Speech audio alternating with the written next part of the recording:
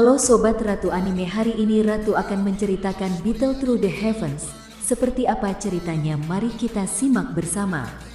Tapi sebelum lanjut, jangan lupa like, subscribe, dan nyalakan loncengnya serta ramaikan kolom komentarnya ya. Puncak angin matahari terbenam yang menyilaukan. Puncak angin matahari terbenam yang menyilaukan di alun-alun batu hijau besar. Doki yang kuat dan bilah angin yang tajam berulang kali melesat keluar, meninggalkan banyak bekas luka yang dalam dan jelas pada permukaan keras di sekitarnya. Semua orang menahan napas pada saat ini. Tatapan mereka mengikuti dua sosok manusia yang muncul dan menghilang saat mereka bergerak dengan cepat. Pertempuran yang semakin intens dan panas menyebabkan banyak orang memiliki hati mereka melompat ke tenggorokan mereka sementara mereka menyaksikan pertempuran eksplosif dari kedua belah pihak. Kesan asli mereka tentang Xiao Yan adalah seseorang yang seharusnya dikalahkan pada kontak pertama, tetapi dia tiba-tiba tidak menunjukkan tanda-tanda berada pada posisi yang kurang menguntungkan dalam pertarungan. Sebaliknya, dengan serangan jarak dekat yang sangat ganas itu, dia benar-benar tampak seperti sedang menekan Nalan Yanran dalam hal serangan. Ini benar-benar mengejutkan para murid sekte Mystic Cloud yang awalnya berpikir bahwa kemenangan mudah dalam genggaman mereka. Tentu saja, ini bukan hanya untuk murid sekte Mystic Cloud biasa. Setelah Xiao Yan diam-diam menggunakan api surgawi untuk benar-benar memblokir semua teknik Suan kelas Suan yang telah berulang kali ditampilkan Nalan Yanran, tetua sekte Mystic Cloud di platform batu akhirnya menjadi untuk menampilkan ekspresi gelisah. Beberapa teknik Do yang Nalan Yanran tunjukkan pada dasarnya adalah milik tipe mahir dan sulit dipelajari. Apalagi kekuatan mereka juga cukup besar. Dengan kekuatan Nalan Yanran, bahkan jika lawannya adalah orang yang kuat 2 atau 3 bintang di atasnya, tidak mungkin baginya untuk dengan mudah memblokir beberapa teknik Do yang ditampilkannya. Namun, kenyataan yang muncul di depan mereka dengan jelas memberitahu Yunleng dan yang lainnya bahwa teknik Do yang memiliki kekuatan besar sebenarnya dihadang oleh Xiao Yan, yang kekuatannya sedikit lebih lemah dari Nalan Yanran, tanpa menderita cedera. Penatua pertama, Xiao Yan itu tampaknya sedikit aneh. Setiap kali teknik Nalan Yanran akan mencapai tubuhnya, energi yang kuat dan aneh muncul. Energi aneh inilah yang menyebabkan Do Tek Nalan Yanran tidak dapat memperoleh hasil aktual. Setelah menatap tanah terbuka dengan penuh perhatian dengan matanya, seorang lelaki berjubah putih tidak bisa menahan kepalanya dan dengan lembut memberitahu Yunleng dengan wajah serius. Mendengar suara lembut pria tua berjubah putih itu, beberapa tetua lainnya, termasuk Yunleng, mengangguk sedikit. Dengan kekuatan mereka secara alami bisa merasakan energi aneh yang mengandung panas.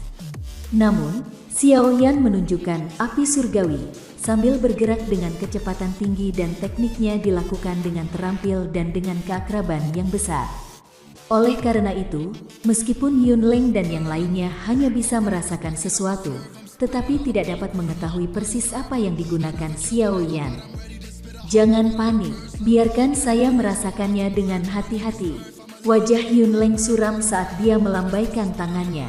Dia perlahan menutup matanya dan segera menggunakan doki di tubuhnya untuk terhubung dengan energi di dunia luar yang memiliki afinitas yang sama. Dia kemudian mulai menonton setiap tindakan Xiao Yan dari segala arah. Mendengar kata-kata ini dari Yunleng, beberapa tetua lainnya saling bertukar pandang dan mempertahankan kesunyian. Mereka terus melemparkan pandangan mereka ke dalam pertempuran yang semakin intens. Tidak lama setelah para sesepuh ini terdiam, dua suara angin yang berhembus tiba-tiba terdengar di udara. Segera, dua sosok manusia muncul di atas pohon besar yang terletak di sekitar tanah terbuka. Tatapan mereka menyapu pertempuran yang terkunci tak terpisahkan di bawah ini dan tidak bisa membantu tetapi merasa sedikit terkejut. Setelah dua sosok manusia muncul, Jia Xingtian dan yang lainnya yang berada di ujung pohon besar melemparkan pandangan mereka. Ketika tatapan mereka menyapu lelaki parubaya yang tampak tampan yang mengenakan jubah hijau pucat, mereka terkejut sesaat. Segera, mereka tertawa dan menyambutnya. Aliran tak berujung orang langsung berbondong-bondong. Dari sini bisa dilihat status dan posisi seperti apa yang dipegang orang ini di Kekaisaran Jiama. Bahkan orang-orang setingkat Jia Xingtian dan Fama sopan untuknya. Orang yang datang adalah Pil Raja Guhe dari Kekaisaran Jiama dengan Liu Ling mengikuti di belakangnya. Liu Ling pada saat ini tidak lagi sombong seperti di ibu kota saat itu. Dia diam-diam berdiri di belakang Guhe dan tersenyum ketika dia menyapa Nalan Jie dan orang-orang dari generasi yang lebih tua. Melihat sikapnya yang seperti ini, tampaknya dia telah berubah sedikit karena kegagalannya pada pertemuan agung alkemis. Benar-benar tak terduga bahwa Old Jia dan Old Fa ada di sini. Tetapi pemimpin sekte tidak hadir hari ini, jadi tidak ada yang menyambut Anda. Maafkan saya. Gudia menangkupkan tangan ke arah mereka berdua dan berkata dengan sopan sambil tersenyum. Dia juga tidak berani meremehkan dua orang yang sangat kuat ini yang memiliki reputasi yang cukup besar di Kekaisaran Jiama. Ini, tatapan menyapu Gu tiba-tiba berhenti di tubuh Hai Bodong. Keraguan melintas di wajah Guhe. Dengan kemampuan persepsi spiritual yang luar biasa, ia secara alami bisa merasakan kekuatan gelombang yang tersembunyi sebagian. Hai Bodong menangkupkan tangannya ke arah Guhe. Wajah biasa yang acuh tak acuh yang digunakannya pada orang asing belum pernah terjadi sebelumnya mengungkapkan senyum yang agak kaku. Meskipun ia jauh lebih besar dalam senioritas dibandingkan dengan Guhe, hanya orang-orang di dunia ini yang memiliki kepalan besar dan kemampuan hebat yang benar-benar akan menerima perlakuan yang sama atau hormat dari orang lain. Dia mungkin seorang Dou Huang, tapi Guhe, sebagai Grandmaster Alkemis paling terkemuka di kerajaan Jiama, adalah seseorang yang bahkan seorang Dou Huang harus perlakukan sama ketika mereka bertemu. Ini karena semua orang tahu seperti apa kekuatan pengumpulan besar yang dimiliki seorang alkemis tingkat 6. Emperor Hai Bodong mendengar Hai Bodong menyebut namanya sendiri, Guhe terkejut dan ekspresinya langsung sedikit hilang. Beberapa saat kemudian, ekspresinya kembali normal dan dengan senyuman, dia dengan sopan berbicara kepada Hai Bodong. Saat itu ketika Guhe masih berlatih, saya mendengar begitu banyak tentang nama Hai Tua. Melihatmu hari ini, prestise kamu tidak kurang dari apa yang dulu. Hai Bodong tersenyum. Karena pihak lain memperlakukannya dengan cara ini, dia secara alami tidak bisa tidak kurang sopan. Setelah mereka berdua dengan sopan bertukar kata, Guhe akhirnya mengalihkan pandangannya ke medan perang. Setelah melihat pertarungan yang sangat dekat dan intens, alisnya langsung berkedut. Dia bertanya dengan heran, orang itu adalah Xiao Yan dari klan Xiao? Itu benar, tapi dia bukan orang yang tidak berguna. Tawa pahit terdengar di samping Guhe. Ketika yang terakhir melirik, dia menyadari bahwa Nalan Jie yang menjawab. Dia mengangguk, tatapannya kembali ke Xiao Yan yang telah berubah menjadi bayangan hitam di medan perang. Wajar jika dia mengatakan dia tidak terkejut. Dia jelas mengerti bahwa yang terakhir adalah orang yang tidak berguna yang bahkan belum mencapai kelas Doze 3 tahun lalu. Namun, 3 tahun kemudian, dia benar-benar melonjak ke tingkat yang cukup untuk bersaing dengan Nalan Yanran. Harus diketahui bahwa Yun Yun telah membuatnya untuk menyuling pil obat yang jumlahnya tidak diketahui untuk meningkatkan kekuatan Nalan Yanran. Meskipun sekte Misty Cloud dan dukungannya sendiri, bagaimanapun, Xiao Yan ini benar-benar berhasil mengikuti dengan dekat hanya dengan 3 tahun. Apa saja dukungan dari faksi yang sangat besar dan bakat pelatihan yang mengerikan yang dia butuhkan untuk melakukan ini?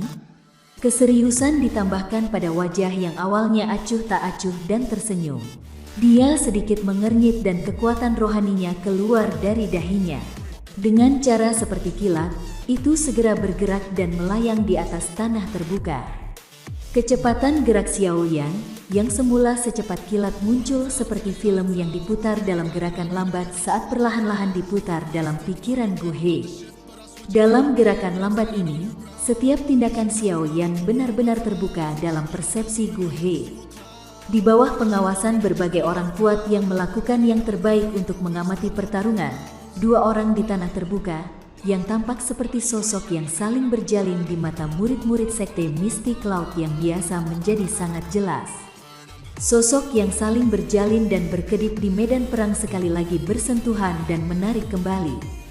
Mengikuti suara ledakan, kedua sosok itu masing-masing dipaksa mundur lebih dari 10 meter dengan tubuh mereka tergelincir di permukaan tanah.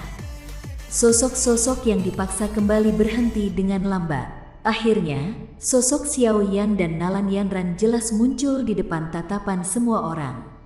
Setelah melihat cara mereka berdua, semua orang tercengang. Banyak bekas luka silang bersilang telah muncul di doki armor di tubuh Xiao Yan. Di bawah bekas luka pedang yang dalam, orang bisa melihat darah segar merah terang. Jelas, dia memang menerima beberapa serangan balik Nalan Yanran dalam pertarungan jarak dekat yang hampir liar sebelumnya. Penampilan luar Xiao Yan sangat jelek, tetapi Nalan Yanran juga sama dalam kondisi buruk. Gaun bulan awalnya yang bersih tampak agak tidak teratur pada saat ini. Orang bisa melihat jejak kaki yang jelas di tempat di sekitar perut bagian bawahnya. Rambut hitamnya yang berantakan menempel di dahinya yang bersih di mana keringat muncul. Bagian belakang giginya menggigit bibir merah bawahnya sementara napasnya menjadi sedikit tergesa-gesa. Dari cara kedua orang ini, tampaknya masing-masing dari mereka telah menang dan kalah dalam pertempuran sengit sebelumnya. Setelah mereka berdua menampakkan diri, bisikan pribadi yang semula hadir di tanah terbuka sekali lagi menjadi sangat sunyi. Semua orang terinfeksi oleh sikap memberi tit untuk tat dari mereka berdua dan tidak berani mengatakan apapun untuk memecahkannya. Angin sepoi-sepoi bertiup di atas tanah terbuka. Beberapa daun layu mengikuti angin, berputar dan menyapu lewat di antara mereka berdua. Keheningan bertahan lama. Akhirnya, Nalan Yanran memimpin dan melakukan sesuatu. Matanya yang cerdik menampilkan emosi yang rumit ketika dia sangat memperhatikan wajah pemuda yang acuh tak acuh di seberangnya. Tangannya perlahan terulur untuk melepaskan pita hijau yang membatasi rambut hitam panjangnya. Dia perlahan mengayunkan kepalanya. Rambut hitam di kepalanya seperti cahaya rembulan saat rambut itu jatuh. Itu bergerak di sepanjang lengannya dan secara vertikal ke bawah ke pinggangnya yang halus. Di bawah terik matahari, gadis itu membuka rambutnya dan rambut hitamnya digulung ke bawah. Itu memancarkan kehadiran lincah halus. Adegan yang bergerak menyebabkan hati mereka yang sudah tergila-gila padanya untuk berdetak lebih cepat. Dia ingin menggunakan benda itu, melihat tindakan tiba-tiba Nalan Yanran, Yunleng dan yang lainnya di platform batu terkejut. Segera, mereka mulai bergumam sendiri. Sepertinya pertarungan akan segera berakhir. Tetapi untuk dapat memaksa Nalan Yanran sejauh ini, anak kecil dari klan Xiao ini benar-benar sangat kuat.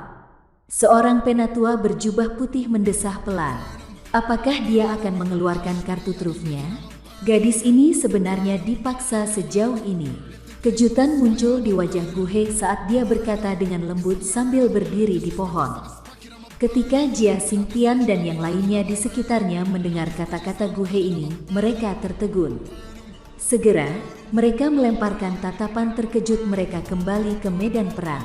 Ketika Jia Xingtian dan yang lainnya di sekitarnya mendengar kata-kata Gu He ini, mereka tertegun. Segera, mereka melemparkan tatapan terkejut mereka kembali ke medan perang.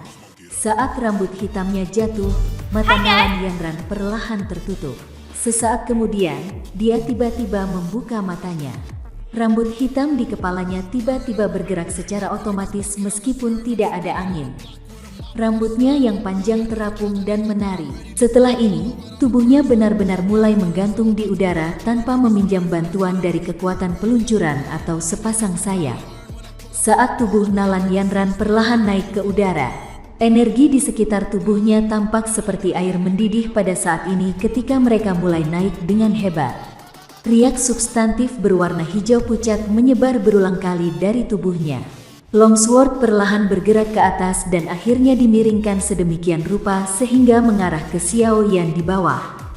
Pada satu contoh, pedang panjang bergetar lembut dan sinar matahari dari langit tiba-tiba mulai bergerak ke arah pedang panjang dan diaglomerasi bersama.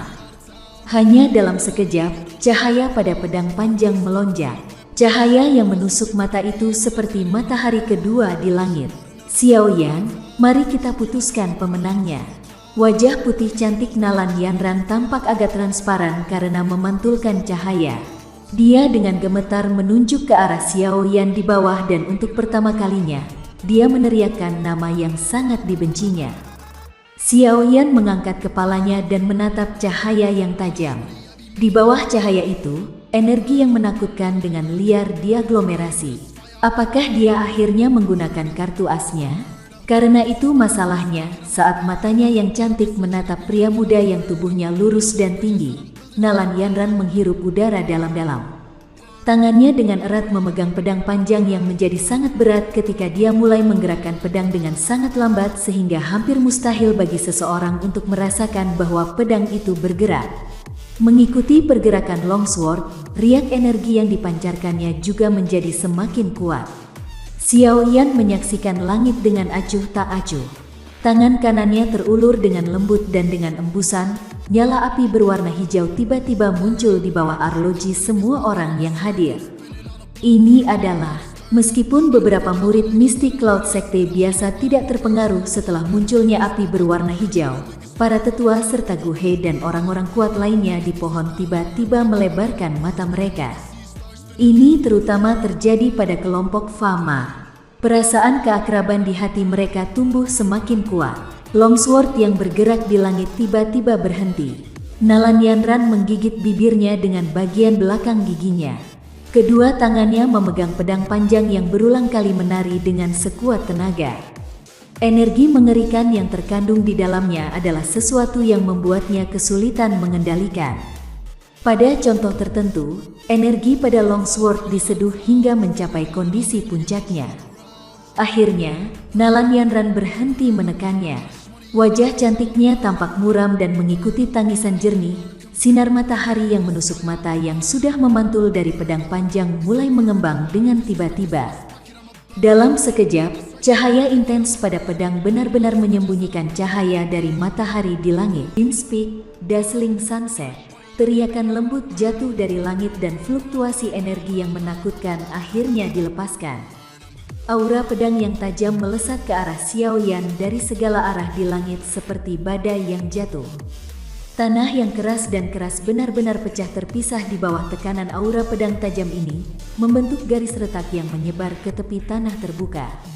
Merasakan pedang mengerikan arwah di langit, murid-murid Mystic Cloud Sect buru-buru menempatkan tangan mereka terhadap satu sama lain. Gelombang Douqi bangkit dari dalam tubuh mereka dan akhirnya membentuk penutup energi besar yang menyelimuti lebih dari setengah persegi. Hanya dengan mengandalkan itu barulah mereka berhasil melepaskan tekanan yang tercipta dari aura pedang di langit. Itu sebenarnya adalah Wind Speed. Ini benar-benar tak terduga bahwa Yun Yun bahkan mengajarinya ini. Namun, dengan kemampuannya, dia bahkan tidak bisa menampilkan 20 atau 30% dari kekuatannya. Jia Xingtian bergumam sambil mengangkat kepalanya dan menyaksikan aura pedang yang seperti matahari yang jatuh. Mungkin sudah waktunya anak kecil ini. Jia Xingtian mengalihkan pandangannya ke arah Xiao Yan di medan perang. Dia belum mengatakan semua yang dia inginkan ketika matanya tiba-tiba menyusut. Dia memperhatikan bahwa Xiao Yan tiba-tiba mengeluarkan Yaowan dan Wan ungu pucat. Dia melemparkannya ke mulutnya dan mengunyah sedikit. Segera, dia melebarkan mulutnya dan sekelompok api ungu diludahkan dan berhenti di tangan kiri Xiao Yan. Postur ini, tatapan Jia Xingtian menatap Xiao Yan yang memuntahkan api ungu. Matanya menyipit ke titik di mana mereka hampir garis lurus.